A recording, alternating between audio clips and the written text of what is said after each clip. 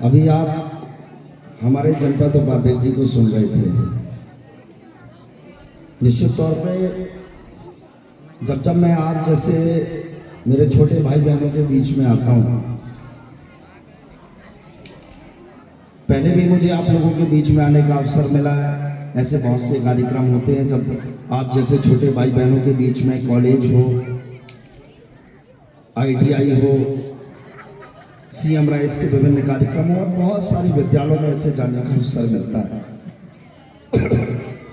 तो जब आप अभी मेरी आवाज बैठी हुई है काफी दिनों से, तो ये गोली खा के बात कर रहा हूँ, तो मैं आज भाषण नहीं दूंगा, सब बातें करूंगा आपसे। तो जब मैं आप लोगों के बीच में आता हूँ तो मेरा मन एक उत्साह से भर जाता है, एक ऊर्जा का नया संचार मेरे अंदर होता है, क्योंकि मुझे अपने छात्र जीवन के वो दिन याद आते हैं। और निश्चित रूप से जब वो छात्र जीवन के दिन याद आते हैं तो एक उत्साह और एक रोमांच पैदा होता है। और आज यह जो वार्षिक उत्सव खेल कूद का कार्यक्रम यहाँ आयोजित किया गया है, निश्चित रूप से यह एक रोमांचित कर देने वाला पल है। और ये बेटा शांत रहो आप लोग, यह निश्चित रूप से हमको रोमांचित कर देने वाला क्षण है, हमारे अंदर एक रोमांच और एक उत्साह भर देने वाला पल है। क्योंकि अभी हम खेल के मैदान में जब होते हैं तो हमारे दिमाग के अंदर एक विषय आता है। क्या आता है कि हमको जीतना है, और जीतने के बाद की जो एक खुशी होती है, उस खुशी के बाद जो भाव आपके मन में पैदा होते हैं और वो जो रोमांच आपके अंदर आता है, वो सब रोमांच आज यहाँ पर आपको देखने को मिलेगा। तो निश्चित रूप से मैं कहूँगा कि जब इस तरह के खेल कूद का यह जो उत्सव यहाँ पे हम मनाने के लिए एक महोत्सव के रूप में हम यहाँ पर इकट्ठे हुए हैं, तो यह एक निश्चित रूप से आप और हम सभी के मन को रोमांचित कर देने वाला क्षण होगा। और आज निश्चित रूप से हम शिक्षा के क्षेत्र में कहें, हम शारीरिक दृष्टि से देखें, हम मानसिक दृष्टि से देखें, हम सामाजिक दृष्टि से देखें, निश्चित रूप से आज हमारे जीवन में, आज हर व्यक्ति के जीवन में खेल का एक विशेष महत्व है। और आज मुझे लगता है कि यह वह मंच है, यह खेल वह मंच है जो आपके जीवन में, अभी आप एक टीम के साथ खेलेंगे, आपके मन के अंदर एक टीम भावना लाता है, आपके मन के अंदर एक टीम भावना आती है, एक दूसरे के साथ संगठित होकर आगे बढ़ने का जो आपके मन में भाव आता है, वो भाव महत्वपूर्ण है। और एक खेल के अंदर जो अनुशासन आपको यहाँ सिखाया जाता है, वो जो आपके चरित्र में आता है। और मुझे लगता है चाहे हम किसी भी जीवन में हों, हम सार्वजनिक जीवन में हों, हम राजनीतिक जीवन में हों, हम सामाजिक जीवन में हों, हम शिक्षक की भूमिका में हों या हम छात्र जीवन में हों, निश्चित रूप से सबके लिए अनुशासन की बहुत आवश्यकता है। और जब तक अनुशासन नहीं होगा, मुझे लगता है कि हमारे जीवन का जो लक्ष्य हम पाना चाहते हैं, जिस उद्देश्य को हम पाना चाहते हैं, जिस लक्ष्य तक हम पहुंचना चाहते हैं, उस लक्ष्य की पूर्ति तभी हो सकती है जब व्यक्ति के जीवन में अनुशासन होगा। और ये खेल मुझे लगता है कि आपको अनुशासन सिखाता है। आपके जीवन में अनुशासन को चरितार्थ करने का सबसे अच्छा अगर माध्यम है और वो स्वरूप है, तो मुझे लगता है ये खेल है।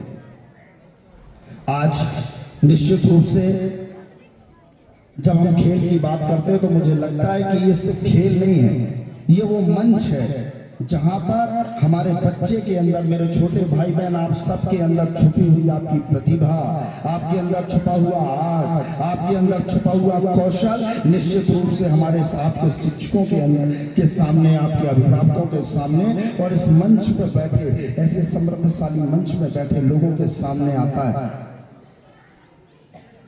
जो कभी ना कभी आपकी इसी भीड़ में से कोई व्यक्ति आपके आर्ट को, उस कौशल को, उस अनुभव को पहचानेगा और आपकी उंगली पकड़कर आपको आगे ले जाने का काम करता है और आपको मार्गदर्शक करने का काम करता है, आपके अंदर उत्साह भरने का काम करता है, वो ऊर्जा भरने का काम करता है। और आपके अंदर जो कौशल है, जो आर्ट है, आप उस आर्ट को खुद को पहचानते हैं, आपके अंदर वो आत्मविश्वास आता है और निश्चित रूप से आप आगे बढ़ते हैं। और जब आप आगे बढ़ते हैं तो आप में से कोई, हमारी बिटिया जब ट्रैक पर दौड़ती है तो हेमा दास बनकर हमारे देश के लिए मेडल लाती है और अपना और अपने माता पिता का नाम रोशन करती है, इस देश का नाम रोशन करती है। और आज ऐसे ही आपको उत्साहित करने के लिए इस मंच पर उपस्थित है हमारे भारतीय जनता पार्टी के नेता और जनपद पंचायत निवास के उपाध्यक्ष, शिक्षा समिति के अध्यक्ष और इस क्षेत्र के हमारे भारतीय जनता पार्टी के नेतृत्वकर्ता सम्माननीय घनश्याम सूर्यवंशी जी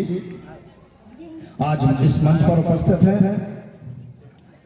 मनेरी क्षेत्र के हमारे ऊर्जावान सरपंच नारायण भैया, पौड़ी से दशरथ भैया मंच पर उपस्थित है। हमारे थाना चौकी प्रभारी शुक्ला जी, आदरणीय शुक्ला जी, हमारे भारतीय जनता पार्टी के बहुत ही वरिष्ठ सम्माननीय नेता खूबचंद झरिया जी मंच पर की शोभा बढ़ा रहे हैं। हमारे साथ हमारे आपके ब्लॉक शिक्षा अधिकारी मेरे बड़े भाई सुनील दुबे जी मंच पर उपस्थित हैं। हमारे मंडल के महामंत्री स्वरूप मरावी जी और राजा जी और इस स्कूल का समस्त स्टाफ और ये समृद्धशाली मंच, इसमें बहुत सारे लोगों के मैं क्षमा चाहता हूँ, नाम नहीं जानता हूँ, इसलिए मैं कहता हूँ कि यह समृद्धशाली मंच और मेरे सामने बैठे छोटे भाई बहन। मैं कह रहा था कि ये जो मंच का जो मैंने नाम लिया, इसी में से कोई आपकी उंगली पकड़ेगा और आपको वो दिशा दिखाने वाला है, लेकिन लक्ष्य आपको तय करना है, लक्ष्य आपको तय करना है। और निश्चित रूप से हमारे देश के यशस्वी प्रधानमंत्री नरेंद्र मोदी जी ने एक संकल्प लिया है कि 2047 में भारत माता को परम वैभव तक पहुंचाना है।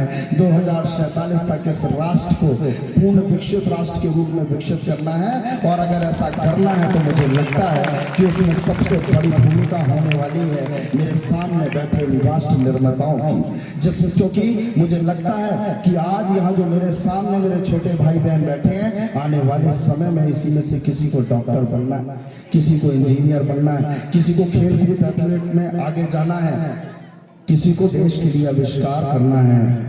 तो निश्चित रूप से आप जिस भी जगह पे रहेंगे, आने वाले समय में इस राष्ट्र के नवनिर्माण में आपकी महत्वपूर्ण भूमिका होने वाली है। आप इस राष्ट्र का नवनिर्माण करने वाले हैं। इसलिए हमारे देश के यशस्वी प्रधानमंत्री भी आह्वान करते हैं युवाओं से, क्योंकि आज हम कहते हैं कि मेरा देश अभी युवा है, मेरा भारत अभी युवा है, क्योंकि पूरी दुनिया आज भारत को देख रही है। क्योंकि आप जानते होंगे कि इस 140 करोड़ की आबादी वाले इस देश में, मेरे इस देश में 65% से ज्यादा आबादी हमारे इन युवाओं की है। तो निश्चित रूप से आने वाले समय में पूरी दुनिया भारत को देख रही है। हमारे देश के यशस्वी प्रधानमंत्री माननीय नरेंद्र मोदी जी ने भारत माता को परम वैभव में पहुंचाने का जो संकल्प लिया है, जो अग्नि प्रज्वलित की है, उसमें अब आने वाले समय में एक आहुति आपको देनी। और निश्चित रूप से मैंने कहा कि आप पहले हमारे माता पिता कहते थे कि पढ़ोगे लिखोगे तो बनोगे नवाब और खेलोगे कूदोगे तो होगे खराब। लेकिन अब परिभाषा बदल गई है। हम आजादी के 75 वर्ष पूर्ण करके आजादी के अमृतोत्सव को मनाने के बाद आज हम आजादी के अमृत काल में जी रहे हैं। और जब हम आजादी के शताब्दी वर्ष की ओर बढ़ रहे हैं, तो मुझे लगता है कि आज पूरी दुनिया जब भारत को देख रही है, तो आज परिदृश्य बदल गया है। अब तो कहते हैं पढ़ोगे लिखोगे तो भी नवाब बनोगे और खेलोगे कूदोगे तो भी नवाब बनोगे, क्योंकि खेल भी वो माध्यम हो सकता है, ये ग्राउंड भी वो माध्यम हो सकता है जो आपकी प्रतिभा को पहचानेगा।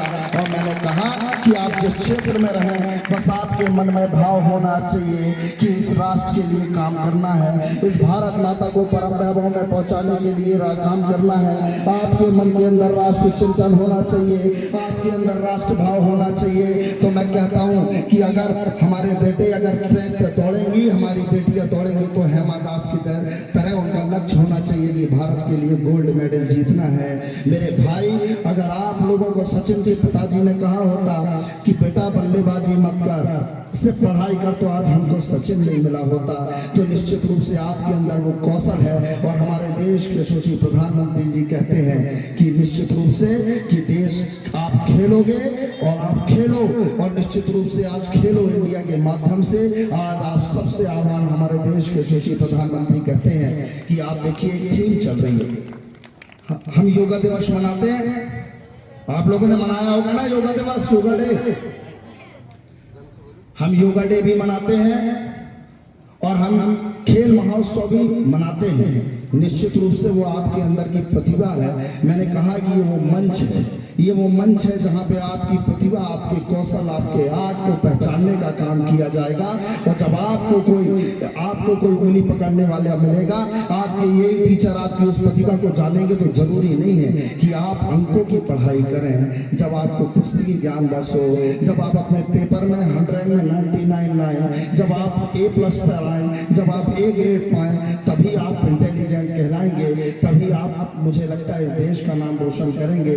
लेकिन जब आप इस मंच के माध्यम से आप हमारे एथलेटिक में खेलेंगे, और निश्चित रूप से आज हमारे देश के प्रधानमंत्री जी कह रहे हैं कि जो हमारे 16 से 17 साल के बच्चे हैं, निश्चित रूप से खेलो इंडिया के तहत इन कार्यक्रमों के माध्यम से आपकी उन प्रतिभा को देखते हुए आपको आगे बढ़ाने का काम कर रहे हैं। और आपको बता दूं कि अगर हमारे ऐसे बच्चे चुने जाते हैं, अभी तो देखिए इस बार की थीम क्या है, खेलो इंडिया की इस बार की थीम है कि 1 घंटे खेलो, 60 मिनट खेलो।